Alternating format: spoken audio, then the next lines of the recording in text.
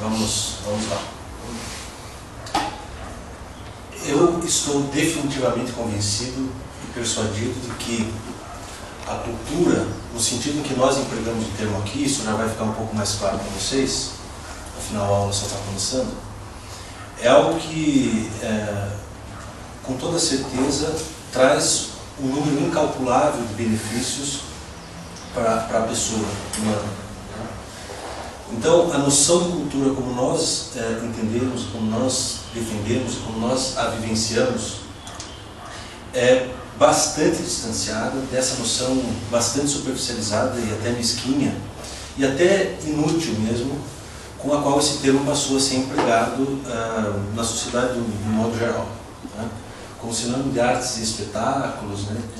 Teatro, museu, embora isso também seja cultura no sentido que nós empregamos, esse termo passou a ser usado numa acepção, com perdão do termo, assim, bastante afrescalhada, né? Como se fosse apenas um adorno que vise a embelezar a imagem da pessoa diante dos seus pares, né?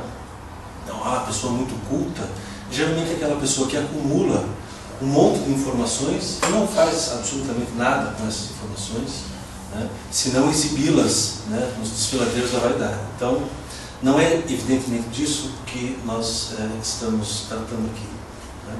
Cultura, para nós, tem esse sentido forte e até etimologicamente original de cultivo. Alguns de vocês que acompanham aí as minhas reflexões já sabem disso, né? Cultivo, né, significa zelar pelos potenciais de uma determinada coisa, com vistas a que esses potenciais efetivamente se realizem e que nenhum obstáculo externo ou interno, né, ou da própria coisa, ou por uma falha da própria coisa, ou por obstáculos impostos pela ambiência em torno dela, né, que esses obstáculos não prevaleçam, né? Então, para nós, como está ali no quadro, é evidente que a cultura tem determinadas finalidades, e essas finalidades são, como está ali, suprir necessidades humanas, quaisquer que sejam essas necessidades, né? Claro, dependendo do tamanho com que você conceba o homem, a realidade humana, essas necessidades vão ser maiores ou menores. Se você considerar que o homem é só o seu corpo, você vai colocar naquele quadrinho das necessidades humanas apenas as suas necessidades físicas, apenas as suas necessidades triviais, né? E se você parte dessa concepção da realidade humana, né, você inevitavelmente vai achar que o mundo da erudição intelectual, o mundo da filosofia, o mundo das artes, o mundo da religião são mundos perfeitamente imaginários, inúteis e que não passam de um ócio, né, que no máximo diverte e instiga as mentes humanas. Agora, se você partir de uma outra concepção, uma outra forma de enxergar o homem, essas necessidades vão ser, além das necessidades físicas, tantas outras. Necessidade de compartilhar, dar e receber afeto, por exemplo. A necessidade de conhecer a realidade, né, nos seus mais mínimos detalhes, e cada vez mais, né? A necessidade de relacionar-se com uma instância que, embora oculta e sobrenatural, se anuncia ao homem como existente, né? E você vai reconhecer todas elas como necessidades legítimas, né? Essas necessidades, então, dependem do que é o homem, afinal de contas. Se o homem for só o seu corpo, as suas necessidades serão X. Se ele for um conjunto de corpo, psique, né, que a psicologia investiga, embora muito mal, e espírito, as necessidades vão ser X, Y, Z e o abecedário inteiro, né? Então, essas necessidades são definidas pela natureza do modo humano de existir, como nós existimos, né? E o que eu quero fazer nessa aula não é uma exposição das correntes filosóficas que buscam responder essa pergunta, o que é o homem? Eu vou fazer um itinerário de investigação do problema absolutamente diferente. E vou apelar para a própria experiência concreta, embora profunda, de cada um de vocês, né? Não vou opor aqui, o materialismo diz que nós somos só o corpo. O psicologismo diz que o homem é a alma que usa um corpo. As religiões espiritualistas acham que além do corpo e da alma ainda existe a instância do espírito, que é uma outra coisa. Não vou fazer esse apanhado sistemático, até porque seria um pouco desagradável, né? Eu quero, ao contrário, fazê-los rememorar, pela experiência que vocês têm, né, sei lá, 30, 40, 50 anos de existência, você já tem uma experiência talvez suficiente, que sirva de matéria para essa reflexão que nós vamos fazer aqui. O que é e como é existir?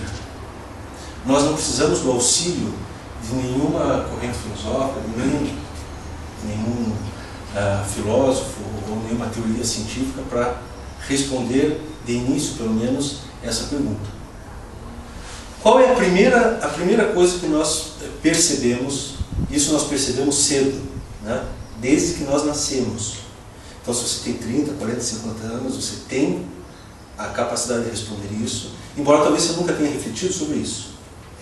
Mas, vamos lá, eu vou começar a enumerar qualidades, ou seja, características da existência humana.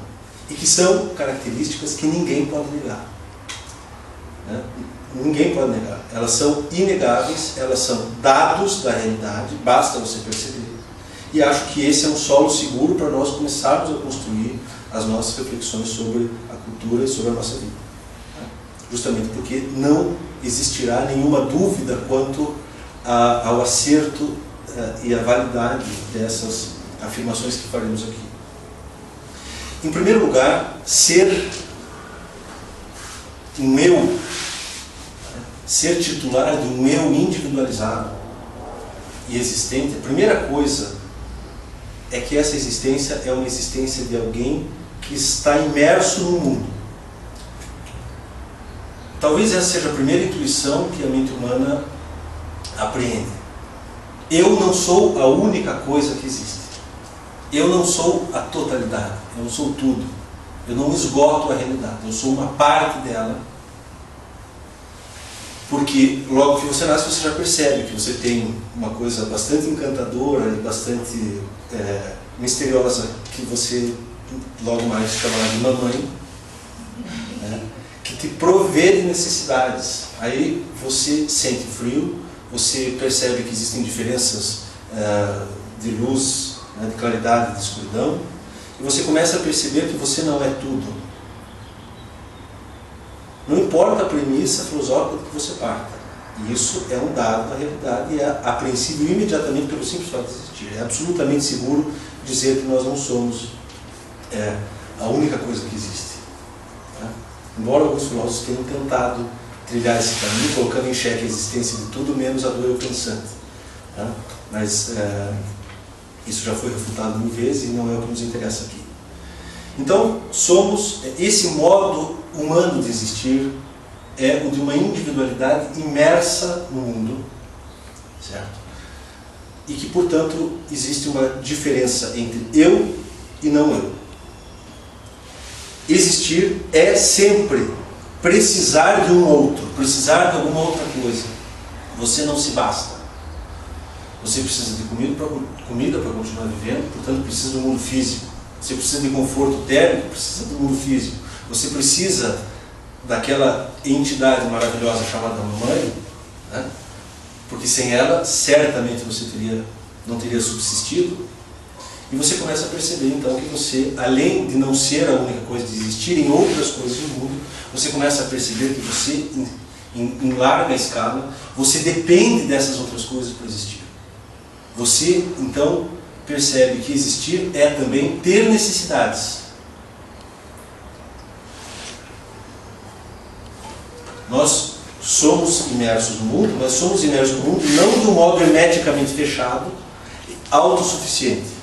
Nós somos imersos no mundo com aberturas, inclusive aberturas em sentido literal, como a boca, os olhos, o ouvido, as narinas, etc. Aberturas que colocam esse ente chamado eu em constante relação e trânsito com outras coisas das quais esse eu depende. E algumas dessas coisas talvez dependam de nós também. Então, nós já vemos aqui individualidade imersa no mundo, não ser o único, e é uma individualidade dotada de aberturas e necessidades. Se fosse só isso, você seria um ente, você seria uma coisa com aberturas, ou seja, com passividade, e você seria, o teu destino seria o resultado do quê? Daquilo que te acontecesse de fora para dentro, daquilo que o mundo fizesse com você. Se o mundo te desse comida, você se alimentaria, senão não. E assim por diante. Mas logo em seguida você percebe que você não é apenas um ente dotado de aberturas passivas que te fazem alvo da ação exterior. Você percebe que você também é uma individualidade dotada de atividades. Você tem na sua própria constituição objetiva, você tem inteligência, percepção, vontade e uma série de outras faculdades que nós futuramente veremos.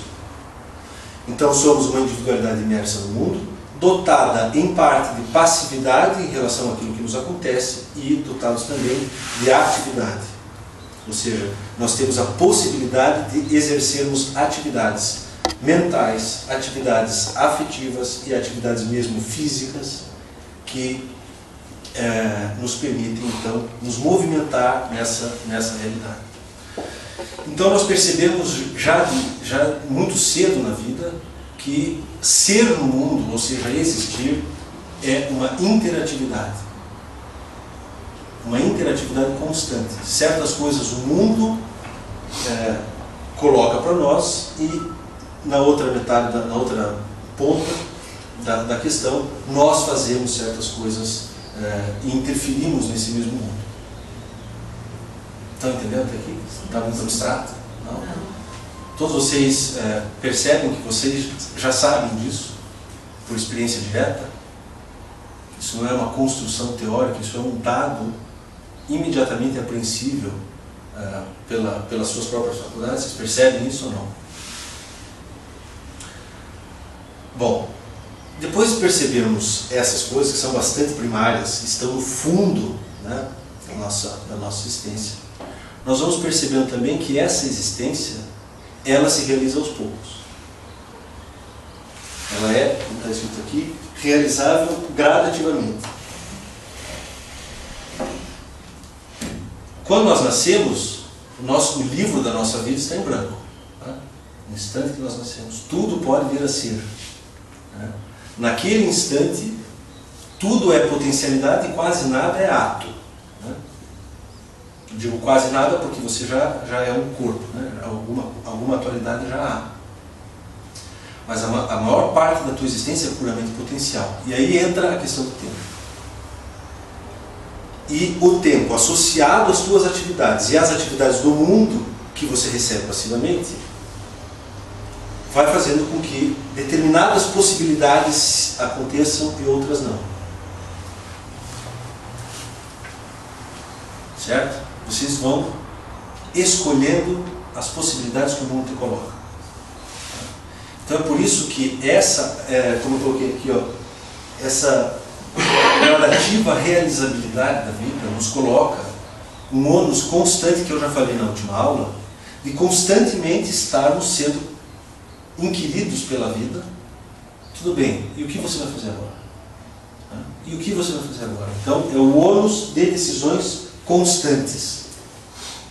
A cada segundo, aliás até menos do que um segundo, não sei qual é a unidade temporal mínima, nós estamos fazendo escolhas. E estamos mantendo ou revogando escolhas, o que é uma escolha de segundo grau. Vocês, por exemplo, decidiram vir à aula hoje. Mas não foi uma decisão que vocês tomaram de uma vez para sempre. Essa decisão continuou sendo reiterada, porque vocês ainda não, pelo menos ainda, não levantaram e foram embora.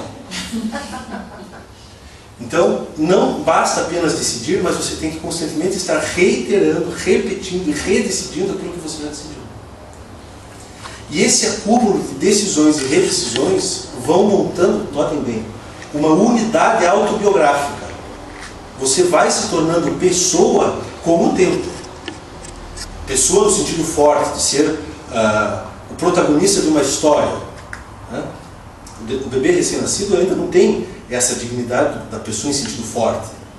Ainda não tem uma personalidade bem constituída que já tem certos hábitos, já tem reiteradamente decidido assistir a aulas de filosofia e não, sei lá, o programa que passa na televisão nos sábados, que eu nem sei. Luciano Huck. Ainda? O quê? É de casa. É de casa. Então, você ainda não tem essa dignidade forte de ter uma pessoa. Você vai se tornando pessoa com o tempo.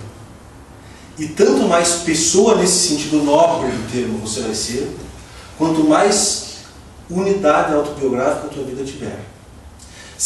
Vamos exemplificar para vocês entenderem isso bem, porque isso é radicalmente importante. Vamos dizer que vocês decidam, hoje vocês decidiram tomar uma aula de filosofia da cultura. Aí amanhã vocês tomam uma decisão completamente aleatória ou incompatível com essa, ou até vocês tomam uma decisão de fazer o favor de esquecer o que vocês aprenderam hoje.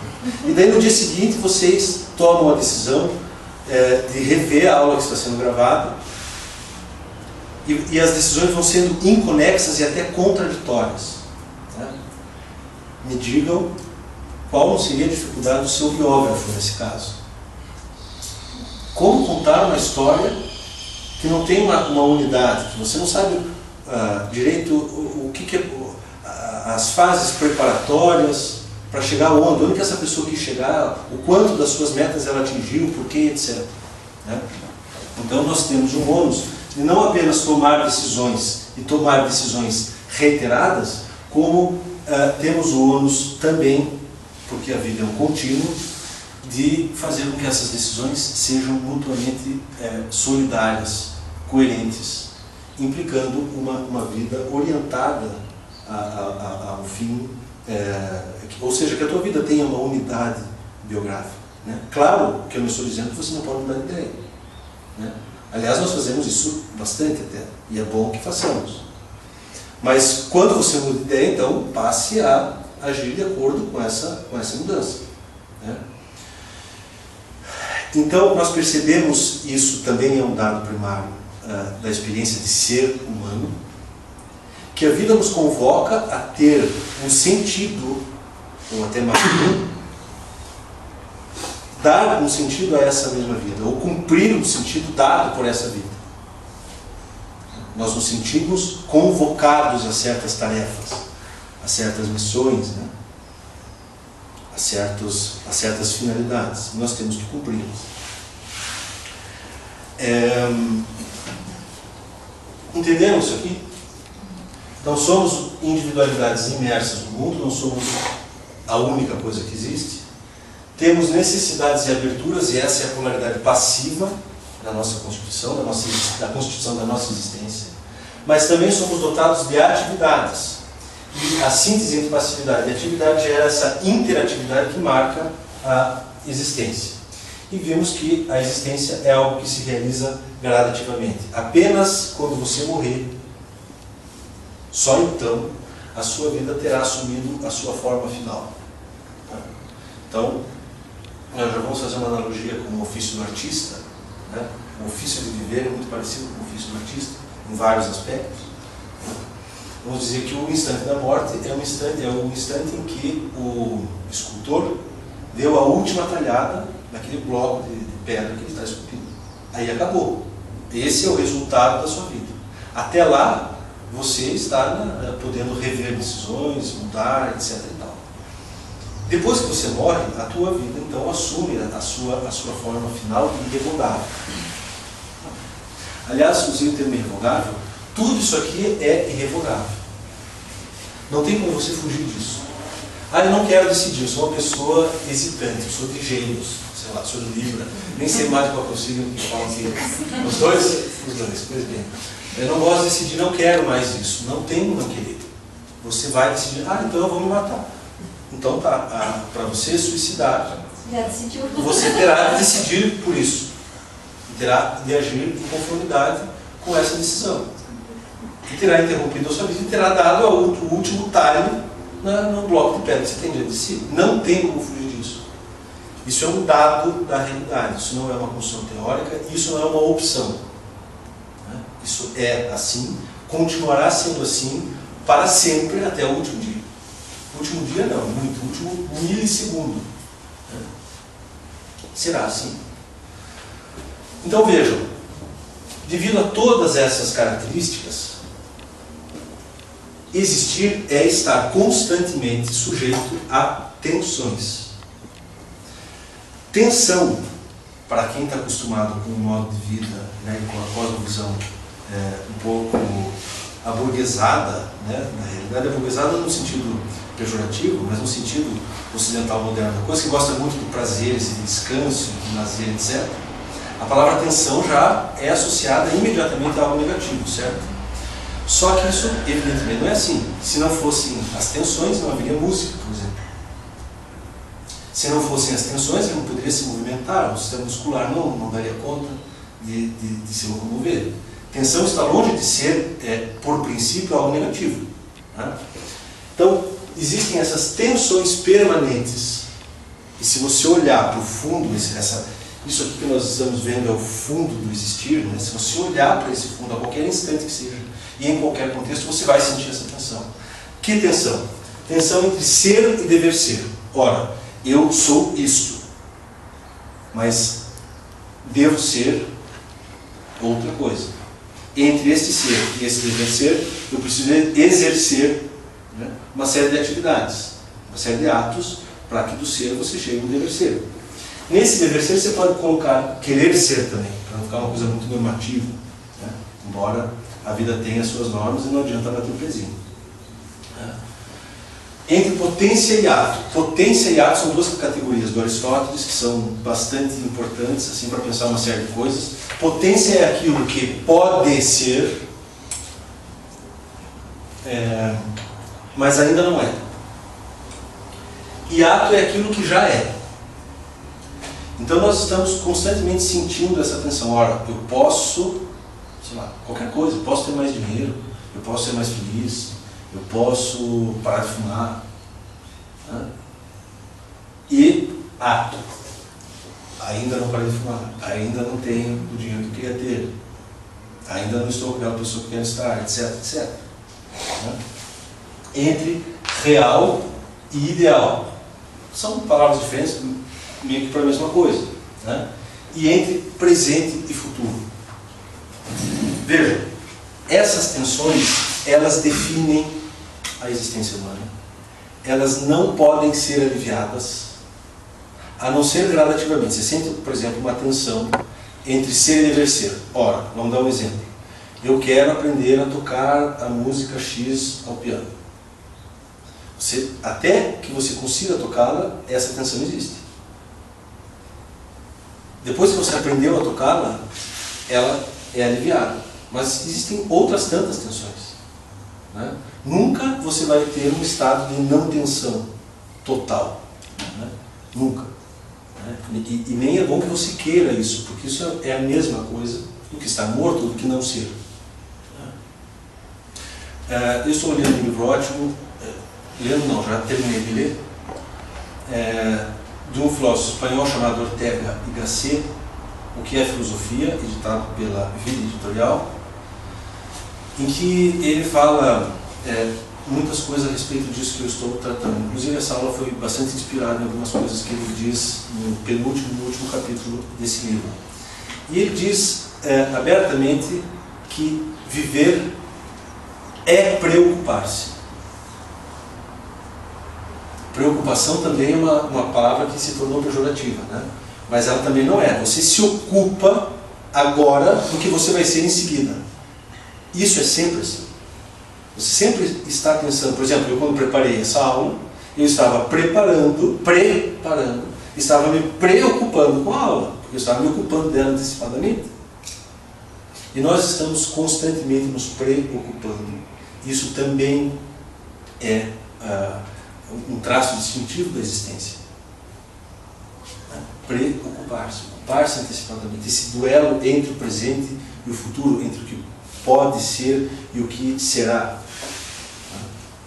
E nós estamos constantemente tomando decisões nessa luta, que é nessa tensão que existe entre o mundo das possibilidades e o mundo das realidades. Então, agora voltando para o início. Depois de tudo isso que eu disse, fica bastante evidente que a cultura, todo um monstruosamente grande edifício da cultura, ele tem a finalidade de nos auxiliar nesse processo, de tomar decisões, de fazer com que a nossa vida tenha unidade autobiográfica e que a história da nossa vida, ao final, seja digna de ser contada, né? Não acabe esquecido lá no canto da Gazeta do Povo, fulano morreu, ponto. Como é o obituário. Né? Que pessoas escrevam biografias a nosso respeito. Ah, não, mas isso é vaidade. Não, isso não é vaidade. Isso é querer que a vida tenha uma dignidade que ela tem em potência, mas que nem sempre tem em ato. Nós temos que levar a vida a sério, temos que fazer a nossa vida valer todo o esforço, todo o sofrimento em sentido de passividade. Sofrer, uma cirurgia, por exemplo, essa é a origem do termo sofrimento, né, de passividade. Mas também o sofrimento no sentido pejorativo do termo. Quanto sofrimento, quantas tensões, quantos esforços que não dão certo, quantas decepções, quantas lágrimas, quanta raiva, quanta doença, quanta tragédia. Para quê? Certo? Nós temos obrigação, até moral, e um dia eu vou provar isso, de fazer com que a vida de cada um, né, a existência de cada um, seja digna de ser contada. E aí é que entram a filosofia, a ciência, a arte e a religião, né, como estruturas culturais que nos auxiliam a viver bem. Essa expressão viver bem também passou por um processo de degradação semântica. Viver bem hoje é sinônimo do quê? Ter dinheiro. Ter dinheiro, o que mais? Conforto, prazer, saúde, etc. Tudo que está mais ou menos na órbita do físico, né? Na órbita da dimensão mais inferior, segundo a cosmologia espiritualista. Né? Mas viver bem nunca foi sinonímia dessa mesquinharia, né? Quando, por exemplo, os filósofos da Grécia clássica, né, da Grécia antiga, falavam da boa vida, boa era em sentido literal e vida também era em sentido literal. Boa vida para eles era assim, era a vida vivida como ela deve e pode ser vivida. Né? Atualizando ao máximo possível todos os nossos potenciais. Então, ter o máximo de conhecimento, o máximo de virtude, o máximo de felicidade, o máximo, inclusive, de prazeres. Por que não? Então, eu quero dizer para vocês, nessa aula introdutória, que tudo o que nós fizermos, tudo que nós investigarmos, tudo que nós vivenciarmos de cultural, e tudo o que eu vier a fazer em aulas ou em qualquer outra atividade, terá isso como referência. A gente sempre vai estar retornando, remontando a essa experiência de existir, de ser o meu, como o que justifica e o que torna possível qualquer atividade cultural. Para nós, a cultura tem que ter uma utilidade existencial. Se você tem algum conhecimento, qualquer que seja ele, e que você, remontando essa trajetória que nós fizemos, não identificar nenhum auxílio que ele possa lhe prestar nesse processo, esse conhecimento é completamente inútil e convém que você o esqueça. Porque a memória, ela é seletiva. Né? E ela não é infinita também. Né? Então, é importante tudo que nós fazemos, nós trazemos para essa ancoragem existencial concreta. Quantas teorias não são... essas teorias mais extravagantes são teorizadas no vazio, né? Nas nuvens, não tem chão, não tem laço, não tem base, as coisas são completamente, parece, aleatórias. Né? E nós não estamos interessados nisso. Não estamos interessados em erudição vazia, em verniz para a nossa personalidade. Eu quero parecer ser um sábio. Não. Se você quer parecer ser isso, meu amigo, infelizmente tua vida está em maus lençóis. Ela ainda não é digna de ser contada. Tem muito potencial e pouco ato nessa tua vida. Né? E quando eu digo tudo que é cultural, eu estou dizendo quase tudo com o que nós lidamos o tempo todo. Né? Filosofia, ciência e religião. Se você vai para um rito e não sabe identificar o porquê aquele rito é importante para a sua existência concreta, esse rito de nada ele vai mudar. Se você está lendo um livro, sei lá, qualquer filósofo, escritor nas artes, né, na literatura, e não está extraindo daí coisas que favoreçam e otimizem esse processo existencial, é a mesma coisa que você não estivesse fazendo nada. Então, em tudo o que nós fazemos, nós temos que ter esta ancoragem, né, essa tração existencial. Sempre temos que estar remontando a experiência de sermos um eu. Gente, isso é uma experiência tão constante que a gente pouco pensa nela. Mas quando você consegue experienciá-la em profundidade, você pode chegar a certos estados bastante extraordinários, bastante diferenciados em relação ao modo de ser ordinário. Né? Esses dias em casa, eu estava lá preparando para dormir, e comecei a pensar no quão misteriosa, inexplicável, milagrosa, estonteante realidade é a realidade de ter consciência. Não digo só de ser, que já é um milagre por si. Né? A velha pergunta, por que algo e não antes o nada? O ser já é misterioso, mas o ser que se sabe ser é algo que essa experiência é uma experiência que vocês devem explorar mais. Quanto mais vocês explorarem ela, mais vocês vão levar a vida a sério. Quanto mais vocês levarem a vida a sério, menos vocês vão se preocupar com aquelas picuinhas microscópicas, né? Invisíveis a olho nu, só são visíveis por causa do microscópio ocidental moderno, enfatizando uma série de coisas que não têm, pelo menos, tanta relevância assim. Eu não sei se vocês já não tiveram essa experiência. Se vocês não tiveram, vocês devem se esforçar por tê-la o mais rápido possível. Né? Ninguém aqui é criança, né? Se o meu filho de 3 anos ainda não teve, tudo bem, né? Mas se você parar e você perceber que você é consciente, autoconsciente, e você começar a perceber que isso não tem explicação,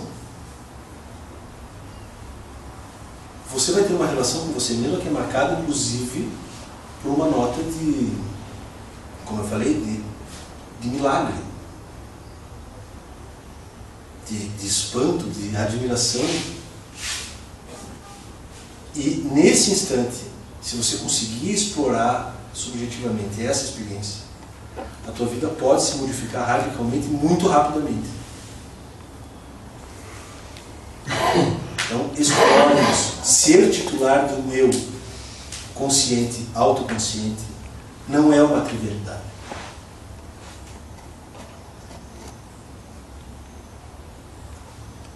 A gente acha, no fundo, que é, né? Na prática a gente acaba achando que é, porque a gente é isso o tempo todo. É uma experiência tão permanente que ela se torna invisível. Mas às vezes vocês têm que então se esforçar para reproblematizar isso, né? Não tornar isso trivial, desbanalizar a experiência de ser, de existir,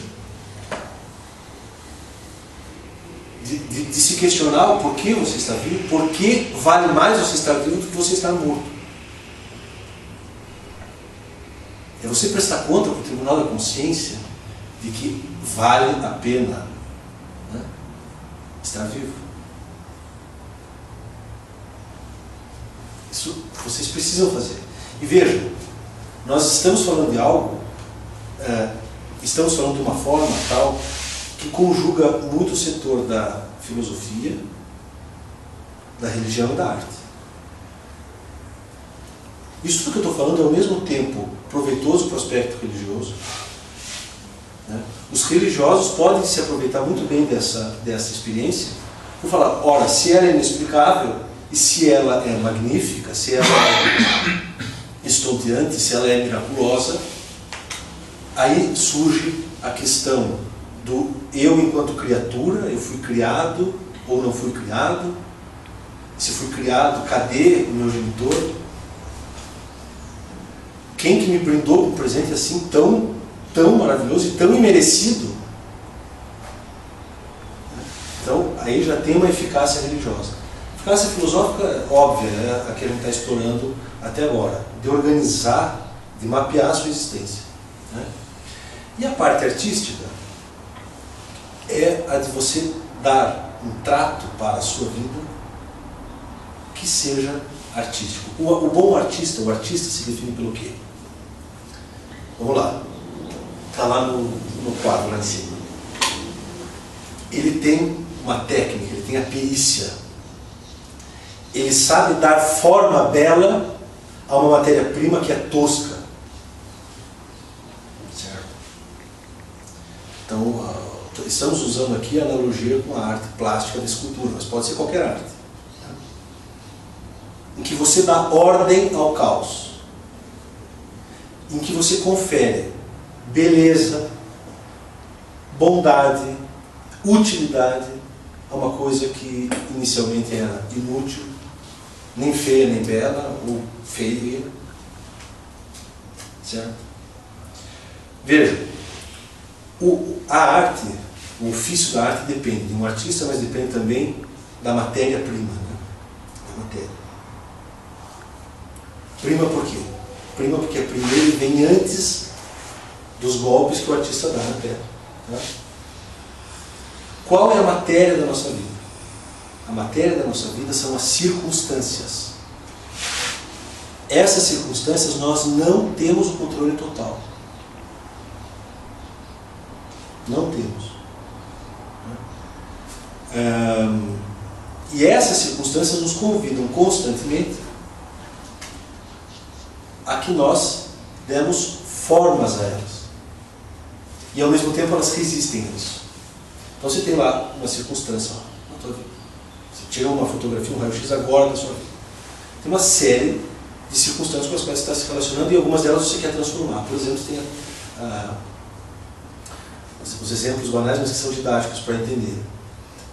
A tua circunstância bancária está no vermelho. E você precisa modificar esse estado de coisas. Você precisa dar golpes, na realidade, através da atividade. E não da passividade. Não adianta você ficar parado.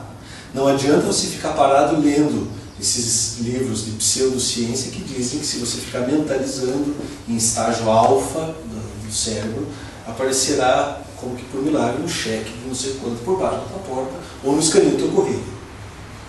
Isso é pseudociência, misturado com pseudo-religião, isso não vale nada. Você vai entrar em ação. Só que o que acontece? A realidade resiste. Resiste ou não resiste? Não é fácil, né? Claro que existem coisas muito fáceis, coisas médias, coisas mais ou menos difíceis, coisas muito difíceis, coisas impossíveis. Existe todo esse gradiente, né? de dificuldade. Tá? Então, as circunstâncias da nossa vida são a matéria-prima do ofício artístico que é existir. Tá? E, então, vamos lá. Por que viver é artístico? Porque, assim como na arte, viver é uma síntese entre liberdade e fatalidade. Você não é 100% livre e você não é 100% determinado. Você é livre na fatalidade, ou seja, as circunstâncias da sua vida te permitem muitas possibilidades, mas não infinitas. Por exemplo, exemplos banais que facilitam a compreensão. Você não está dentre as possibilidades da sua vida agora plantar bananeira em Plutão. Certo? Exemplo besta, mas que dá para entender. A realidade impõe limites de possibilidades. Mas esses limites são bastante largos. Você pode fazer um monte de coisa com a vida agora. Até muito mais do que você poderia realizar se você se dedicasse, se você não dormisse 8 horas por dia, se você ficasse o tempo inteiro atualizando potencialidades, você não esgotaria nem 1/1000º, nem 1/1000º das possibilidades da sua vida. Né?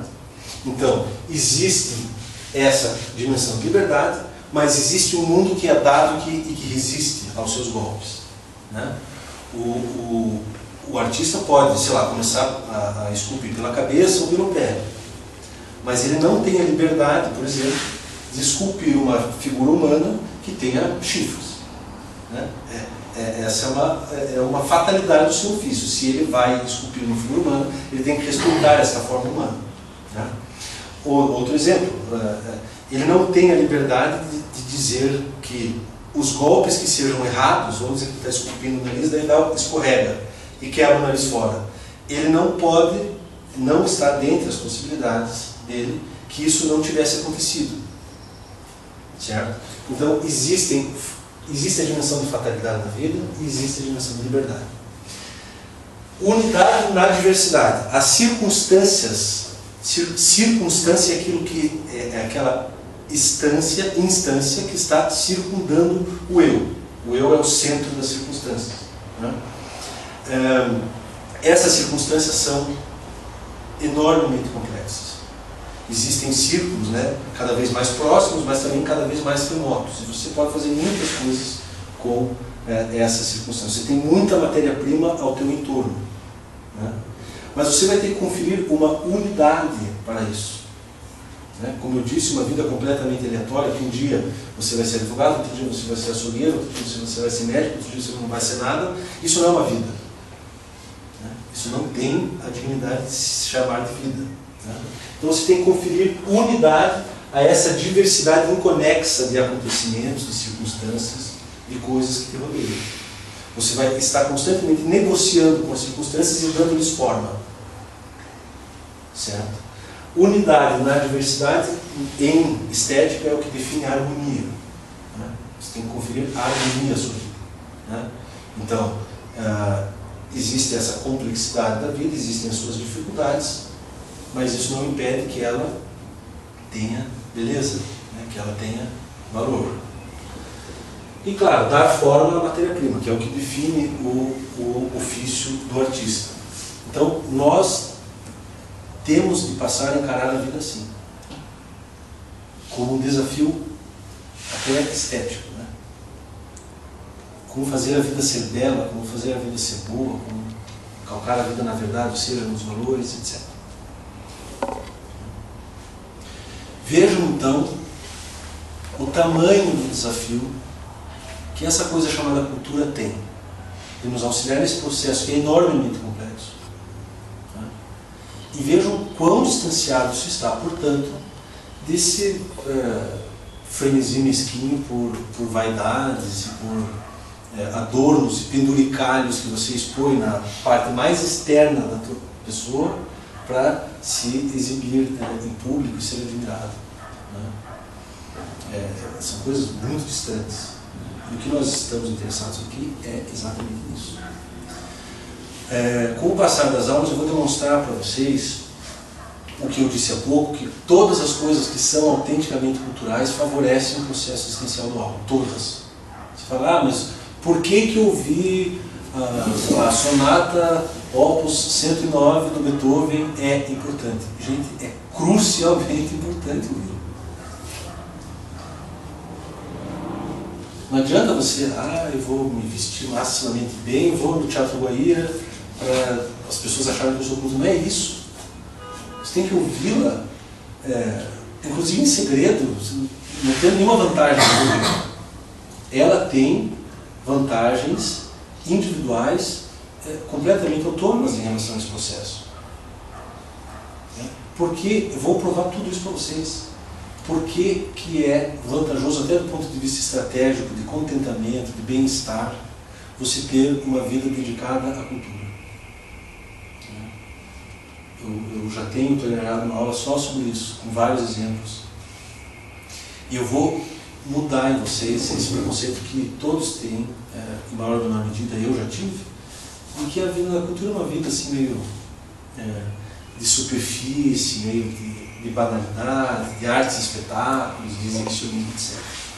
A gente acha que essas coisas não são tão importantes. A gente acha isso. Em maior ou menor medida a gente acha. A gente comprou todos, ou quase todos os preconceitos dessa forma civilizatória na qual nós estamos inseridos, que a filosofia não serve para muita coisa, só como auxiliar da ciência e olha lá, que a religião não serve para nada, que ela é falsa, que é um suborno de consciência, que isso, que aquilo, que é pura superstição. A gente acredita que a arte é só para deleite estético, etc, etc. A gente pensa essas coisas, só que nós estamos completamente fora da realidade ao pensar isso. Eu vou dar um pequeno intervalo. Quanto tempo de aula? 46. 46. Então eu vou dar um pequeno intervalo. Eu queria, sobre essa experiência de ser um eu, e é um pequeno trecho de um outro livro que eu sempre recomendo, Lições de Abismo, do Gustavo Corsão, que talvez eu lendo, talvez eu já tenha lido por algumas pessoas, talvez lendo hoje, depois de toda essa explanação da experiência de existir, da experiência de ser e de ser titular de um eu consciente, talvez essa passagem assuma uma nova conotação. E eu quero ler, são 2 páginas, para vocês verem um exemplo extraído da arte, literatura, que nos ajuda a pensar essas coisas que nós pensamos a partir da filosofia. Então, vamos dar um pequeno intervalo e já retomamos.